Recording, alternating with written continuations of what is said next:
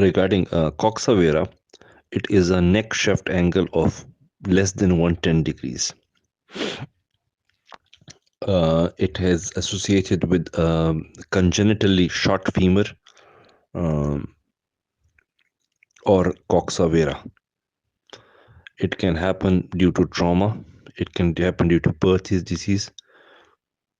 It can happen due to slip capital femoral epiphysis. It can happen due to dysplasia like multiple epiphyseal dysplasia. It can happen due to metabolic problems like rickets and hypothyroidism. Clinical features: when I see this patient with a Coxa vara, I would assess the patient with respect to gait. He might have a limb shortening gait or antalgic gait itself. I will assess the patient, take a pertinent history of the patient, examination of the patient, and radiological and biochemical assessment. In the history, I would assess for any pain, deformity, whom noticed, when noticed, and how is it affecting his life.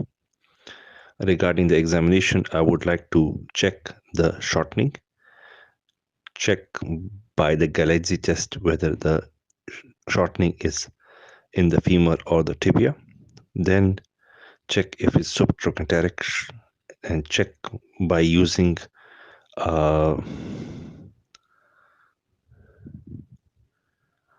Sir वो angle का नाम भूल गया हूँ, triangle बनाते हैं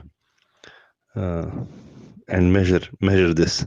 So I will put a mark on anterior superior iliac spine and greater trochanter and draw join it together, and then place a tangent on the anterior superior spine and measure the distance on the opposite side. Check for range of motion of the hip and Thomas test itself. Regarding the radiology, I will do X-ray, AP, and lateral. In AP view, I would like to draw a Hilgen-Renal epiphyseal line. So I will draw a line through the triradiate cartilage level, and then draw on the epiphysis. If the angle is less than 45 degrees, it's mostly managed conservatively. If 45 to 60 degrees, it's mostly managed by follow-up. More than 6 degrees needs intervention. Regarding biomechanical assessment, I would like to check vitamin D, alkaline phosphatase, and thyroid T3 levels.